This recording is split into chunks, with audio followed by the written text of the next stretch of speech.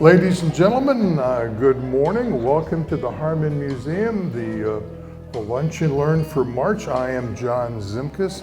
I am the Education Director and Historian here at the Harmon Museum, and I welcome you. We have a good crowd here today. We have some interesting Lunch and Learns coming up. One I'm very interested in myself is on April 13th, the fatal flight, a nuclear scare in Warren County.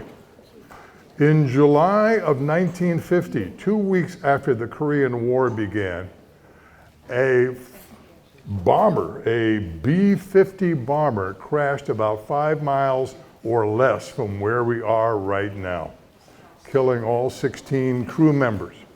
And why was it? What kind of mission was it going on? Was the Air Force truthful in saying it had nuclear weapons or didn't have nuclear weapons? Some fascinating things. Our speaker will be Sally Sherman Caudill, from the resident historian of the Mason Historical Society. She has spoken on this, did some extensive research. She's the co-author of Mason Photographic History, celebrating 200 years from the Mason Historical Society. I believe the book is out of print. It's a really fascinating book.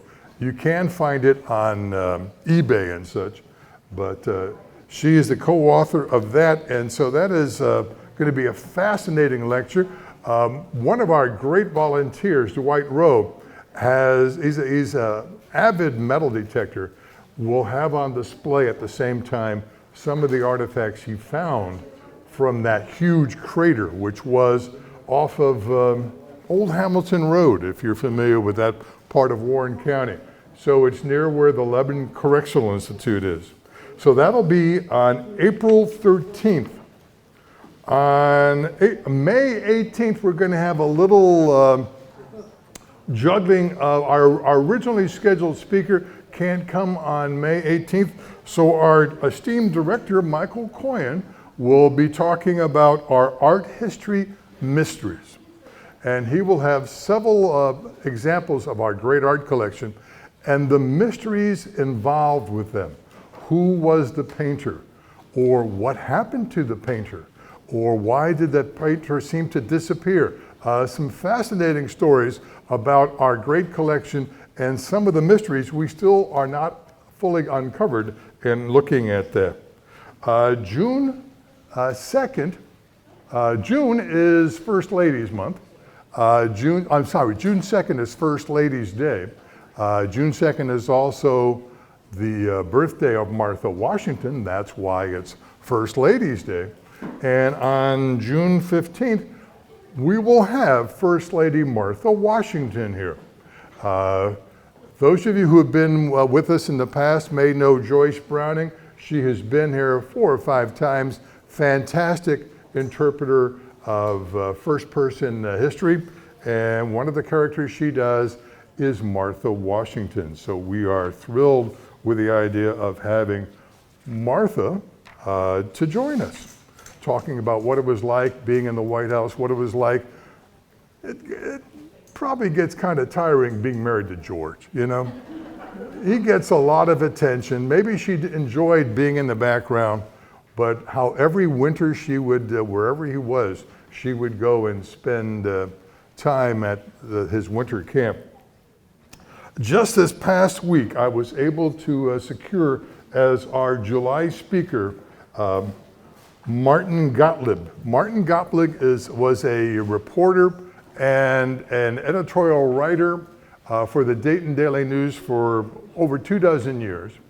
He had a column which was sometimes syndicated not only nationally but internationally, and he has written the book Lincoln's Northern Nemesis, The War, Opposition, and Exile of Ohio's Clement Vallandigham. It is a well-researched book on the most famous Copperhead during the Civil War. A Democratic congressman out of Dayton who thought that Lincoln was destroying the country. Civil War was caused by radicals from the North and radicals from the South, and that included Abe Lincoln. An interesting side note, so those of you who've been with us before may recall that a few years ago I gave a talk about Vallandigham's last days, because he died in the Golden Lamb in June of 1871. And I'm thinking about bringing that lecture back later on, maybe this time next year. But Martin Gottlieb, his Lincoln's Northern Nemesis, this should be a very fascinating lecture, and I think you'll enjoy that one too. So we have some great things coming up at the Harmon Museum, and it's my pleasure to introduce our speaker and her topic today. The topic is Blennerhassett Island, and that is the Ohio River you can see in the top of that slide there. It's a fascinating story of people, of intrigue, of politics, of history, and even of architecture. I think you'll enjoy it. Our speaker is Mary Allen. Mary Allen is no stranger to those of you who have been involved with the Historical Society. She is one of our great volunteers. In the past, she's been a trustee. She is our Shaker curator. Like Blennerhassett Island, she's originally from West Virginia. And although she's an adopted Ohioan, she has been a farmer, a mother, a grandmother. She's also a former teacher, and I've actually spoken at some of her classes at the University of Dayton for their lifelong learning program. She's an avid collector of antiques and loves all things Shakers. And we've had her speak before on the Shakers, and we'll probably have her speak on the Shakers some other time in the future. It is my great pleasure to introduce to you Mary Allen. Thank you, John.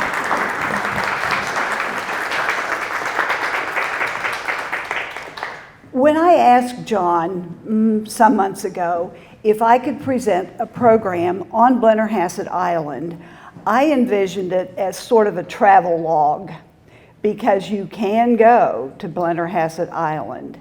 And I was going to make it all how to get there and what to do on the way. But when you start into the story of this island and everything that happened on that island and in conjunction with that island in the early 1800s, you can't resist the chance to tell the story. Here we have a recreation of the mansion that was once there, and that's where you can go today and see a recreation. But to start you on the story, okay, here I have a miniature of a gentleman named Harmon Blennerhassett. As a miniature, you see that they were tiny paintings, and those are pearls around the painting. This Harmon Blennerhassett was an Irishman, to the manor born. To the manor born in the terms of 7,000 acres of Ireland near Killarney in the southwest part of Ireland. Harmon Blennerhassett was educated at Trinity College. He was an attorney.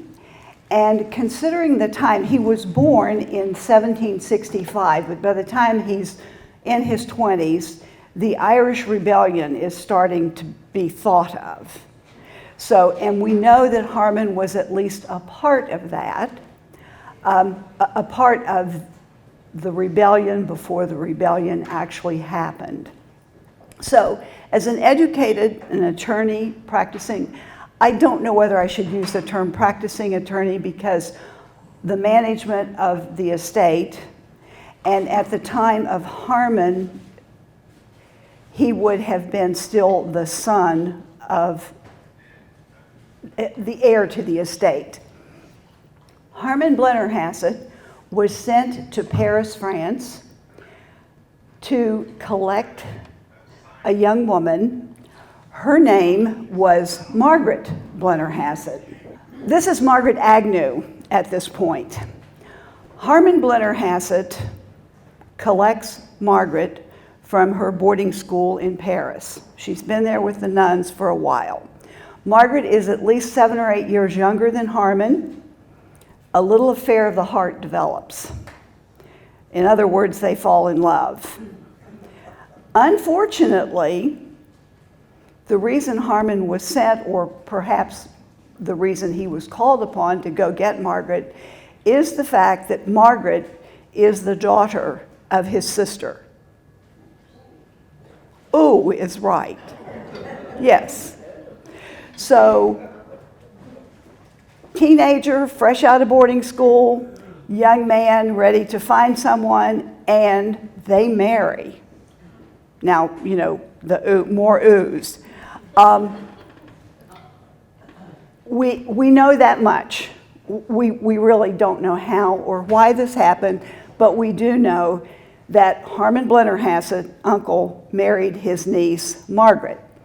Now, as I said, we're in the run-up to the Irish Revolution.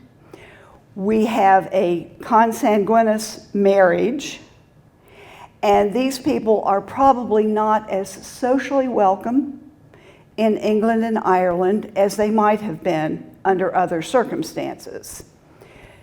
In this period of time, Harmon Blennerhassett's father dies and leaves him as the only heir to this 7,000-acre estate. Harmon sells the estate, and we're going to America. So Harmon and Margaret, they are legally married. I don't know how they accomplished that. And they come to America. First, they are in New York, of course, then briefly in Philadelphia, and they end up in Pittsburgh, where they get on probably a flatboat. And if you've ever seen a flatboat, it's nothing but a bunch of boards on a frame. And they sail down the Ohio River to Marietta, Ohio. Marietta is about 10 years old at this point as a town. It was established by the Ohio Company. It's a thriving, rather New England-based town. Harmon and Margaret are in Marietta for probably the better part of a year. But in the course of that year, they buy an island from a Marietta resident, but the island is in the middle of the Ohio River.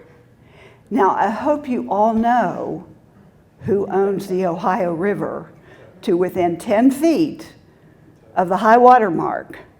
Virginia at that time. Now, we all say West Virginia, but it was the state of Virginia. This is before Civil War, before West Virginia became a state. So this is Western Virginia. And any of you who know anything about the state of Virginia, we have the Tidewater people, we have the Piedmont people, and we have the West, by goodness, Virginians. They were different sorts of people. But this island that I'm talking about is very close to Ohio. Now, let's start with the fact that in Virginia, it's still legal to have slaves. In the Northwest Territory, of which Ohio is a part, we're predicated on no enslaved persons. So we have people living within easy distance of Ohio, establishing a home on an island. Now, a home they did establish. This is a drawing of the home that Margaret Blennerhassett, way more than John, envisioned. This is, they bought the property from people in Marietta. They envisioned this, and it is built, it's builder built by a gentleman from Marietta. What you have is a central, very large central building with two dependencies that are, there's a covered pergola that goes out to both of them. And the one on your left would be kitchen, laundry, that sort of thing. And the one on the right was John's laboratory. He was a scientist. It was a library, and in the basement of that, there was an incredible wine cellar. So by 1800, they have occupied this home. Margaret, again, with lots of money and her outstanding taste, sends to the East Coast for furniture, sends to Europe for furniture. There are mirrors and chandeliers and paintings, the likes of which the Ohio River Valley has never seen. And they're sitting on an island in the middle of a river where everyone is coming down from Pennsylvania, and a lot of people, some people felt that they could stop and visit, other people not so much, but they did have a lot of company, and they were considered very important people. Harmon, somewhat reticent, among other things, other facts we know about Harmon, he was very nearsighted, such that he had to hold books up literally to his face to be able to read. Margaret was very well versed. She spoke 3 languages. She could quote Shakespeare. She loved entertainment. So there were a lot of entertainments held on this island, people from Marietta, but also people coming down the river. Now, when they first moved to the island, they lived in a blockhouse. And a blockhouse is nothing but a cabin like we have out there with kind of a second layer that hangs over that you can shoot or drop down things from. They lived there almost 2 years. That's where their first child was born. And then they get this house ready to move into. I'm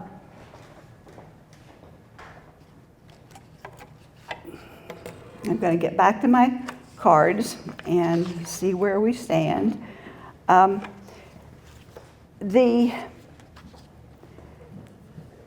We have at this, one thing I mentioned that we know that they had at least 8 enslaved people. They had houses out behind to accommodate these people. They also had an English gardener. It's my understanding that their English gardener stayed in Marietta rather than stay on the island. They had a lot of help. And in addition to the mansion, they had incredible gardens. Now I'm going to try this one more time. You're looking at a complete recreation. This is a recreation by the state of West Virginia.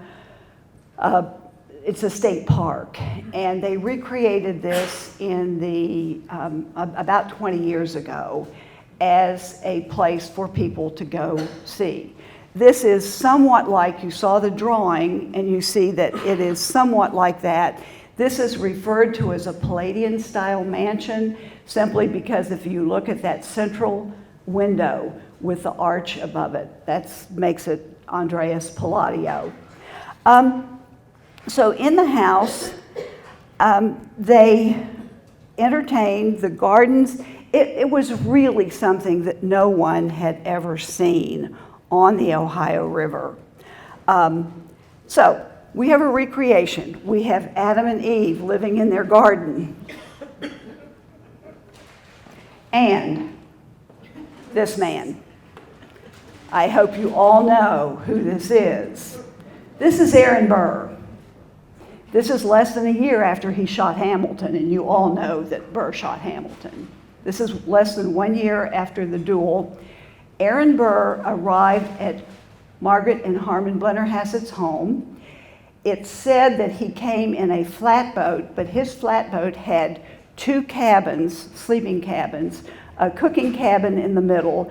He had a porch on top that he could sit and take the evening air. There were windows in his flatboat, but it was a flatboat. So Aaron Burr arrives. He may or may not have had his daughter, Theodosia Burr. Theodosia Burr, his daughter, was married to the governor of South Carolina. She was an Alston. She was married to an Alston from Carolina.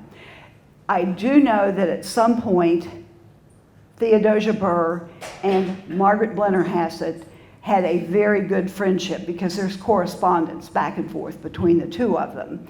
They were roughly the same age. So Burr arrives, becomes friends, sort of, with Blennerhassett. Now, before you talk bad about Aaron Burr, let's do a little bit about him.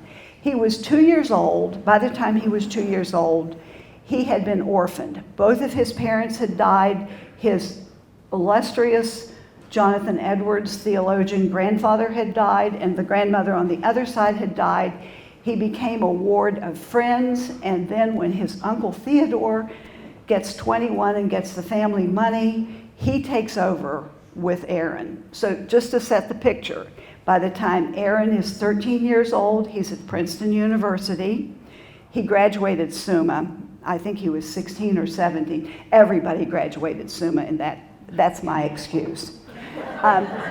Anyway, Aaron Burr shows up at the island. Now, as I said, it's been less than a year since he dueled with Hamilton, and he has been Vice President of the United States with Thomas Jefferson as president for the 4 preceding years.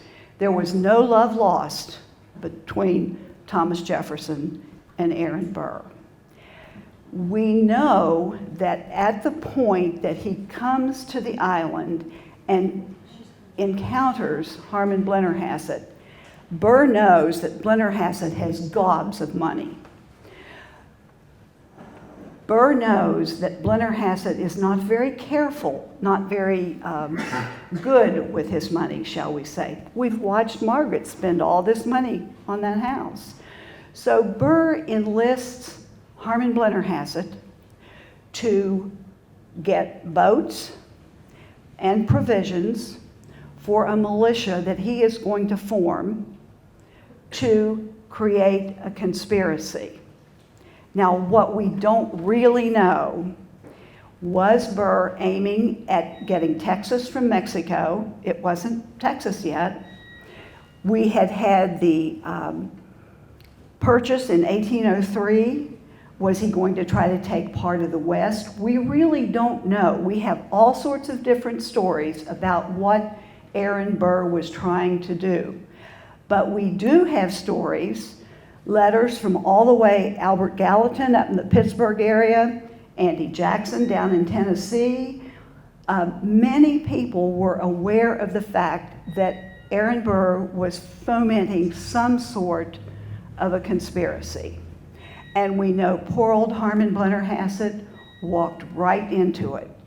He goes over to Marietta and orders up a bunch of swift keelboats to accommodate this militia. He gets provisions to keep this militia that Aaron Burr is going to come up with. And so he is in this conspiracy. I'm not sure he even knew what the conspiracy was supposed to yield. Marietta, and it's hard for me to believe this, Marietta, Ohio was at one time such a shipbuilding area that they built ocean-going vessels in Marietta, Ohio. You know, rivers only go one way, and you run them out of the Skingham River and send them down the Ohio. It's a little difficult to get them past Louisville because there's a falls there. But if the water's big enough, they can get them down. They did. And then you're on down the Mississippi, and you're out in the Gulf of Mexico. So that there was that level of shipbuilding going on. So this was not difficult for Harmon to commission these fast-moving boats that would move down the Ohio River. So preparations were made. I'm trying to keep up with my dates.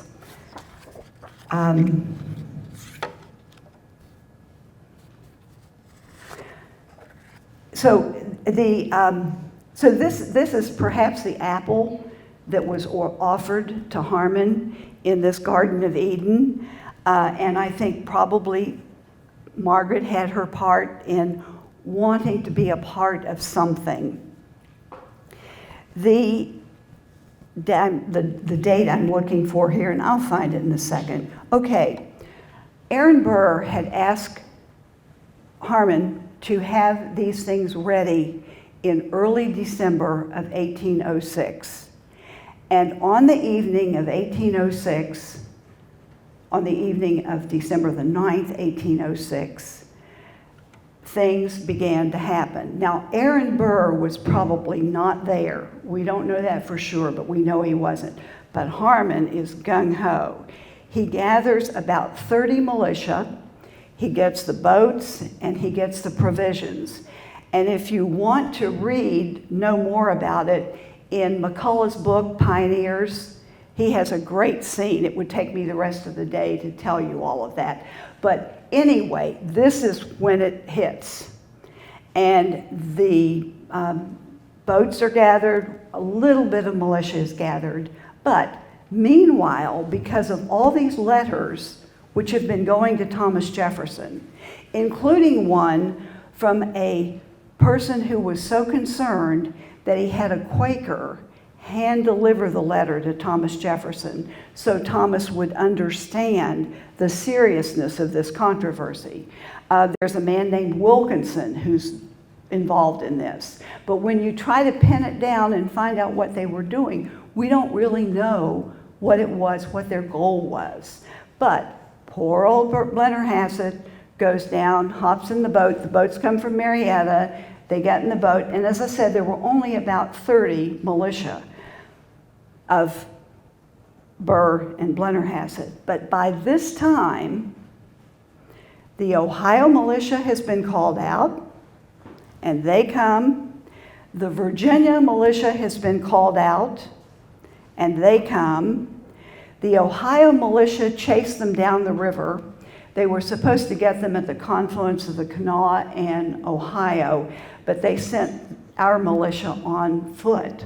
I don't really understand that, to chase gentlemen who were in boats. They did eventually catch up with them. The Virginia militia, and I don't know why they did this, set up headquarters in the parlor of that beautiful mansion. They used bayonets to stab beautiful silk furniture for some reason, probably because we do know that they invaded Harmon's wine cellar. And there was a whole lot of partying going on. Now, during an almost 2-week period, Margaret was there with her 2 young sons. And then she was able to get passage on down, and we're not sure exactly. We know that she lived in kind of terror when she was still in the house. And then I think she went over to Marietta, and from there was able to get away. But destruction of Eden. This is the gentleman who sat in the presidential office for the entire time that this was happening. We're supposed to love him, but I firmly believe because of his dislike for Aaron Burr, and a lot of people disliked Aaron Burr, I think that Thomas Jefferson sat there as long as he could and let Aaron Burr hang himself in whatever fashion he was going to. Because Jefferson had plenty of warning that something was afoot. But if you put it in historic context, we've had the Louisiana Purchase, we've sent Meriwether Lewis and Clark out west. They don't even get back to St. Louis until 1806, September of 1806. So maybe we can say that there was a lot going on, and he just caught up with Blennerhassett and Burr at the last minute. This is John Marshall. John Marshall was our first Chief Justice. He was an outstanding jurist.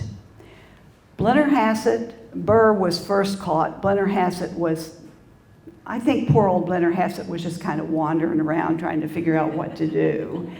But they were both apprehended in the Kentucky area and taken to a prison in Richmond, Virginia, which is where John Marshall held court.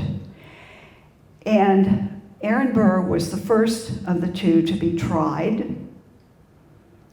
And he, I'm making funny noises. Anyway, Burr was the first to be tried.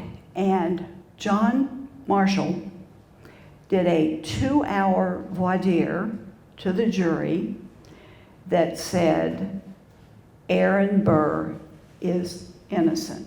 He didn't use the word innocent, but what he did, and he was an outstanding jurist, he could not find, they could not find, no one could find an act of actual treason. When Blennerhassett got in the boats, we didn't know where he was going. Burr wasn't with them. No one attempted to get anything that could be documented. So we have Aaron Burr tried and acquitted for the crime of conspiracy. By deference, Blennerhassett is also released. Now, by this, they're in Richmond at that time. I'm not sure where Margaret was, but to tell a bit more of the story,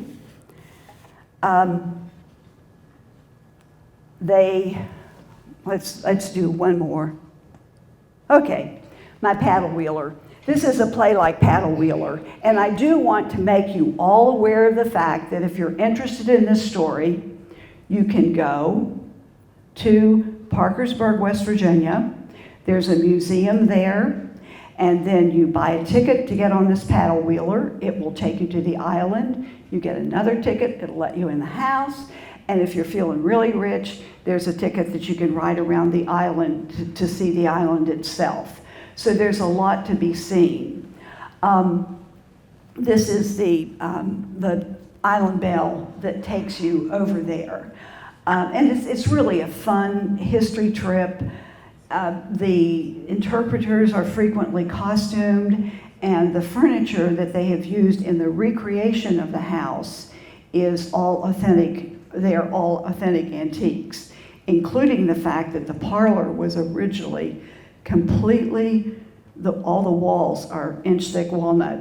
It's really beautiful.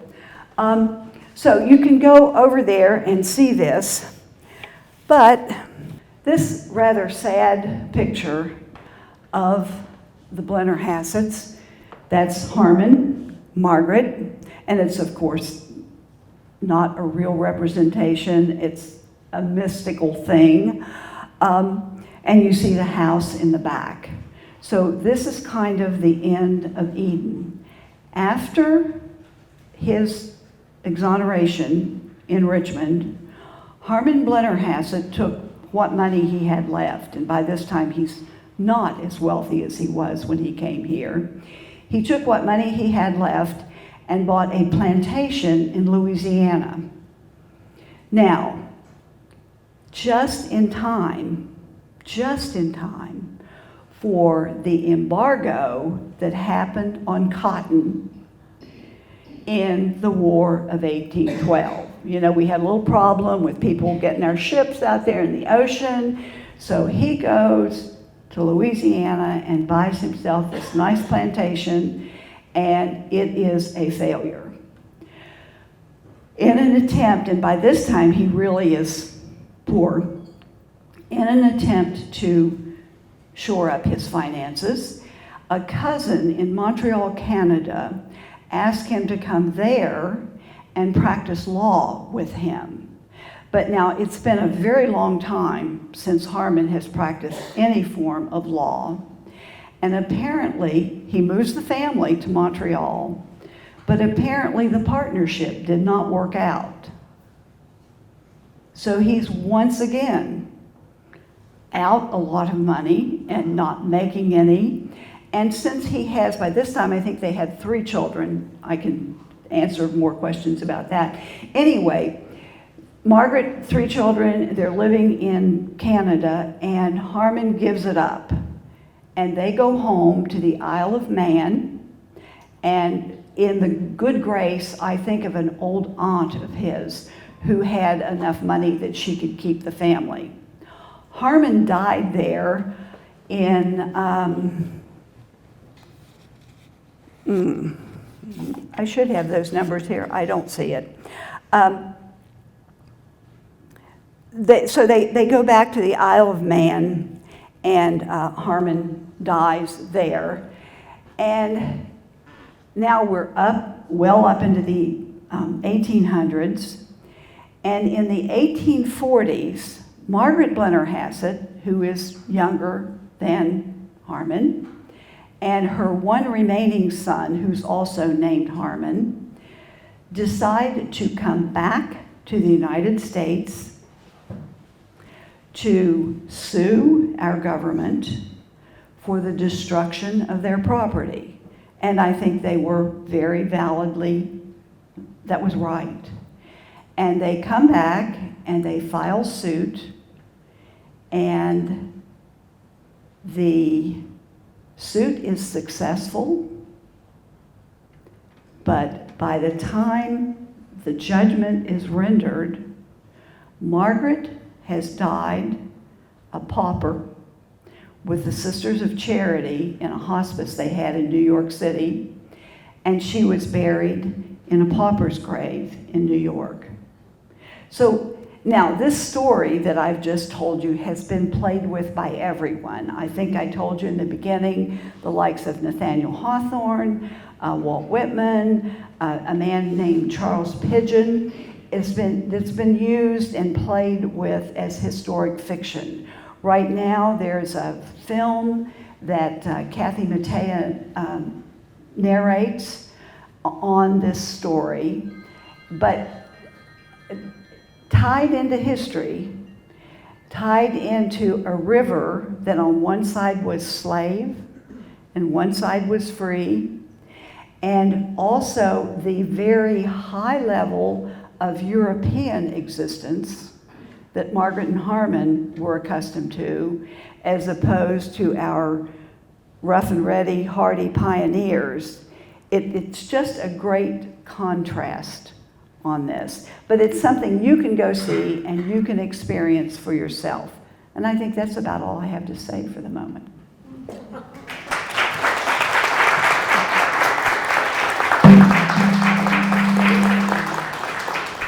Thanks once again, Mary, for a great lecture. Thank you all for coming, and hope to see you next month when we talk about the B-50 bomber that crashed near Lebanon back in 1950. Take care now.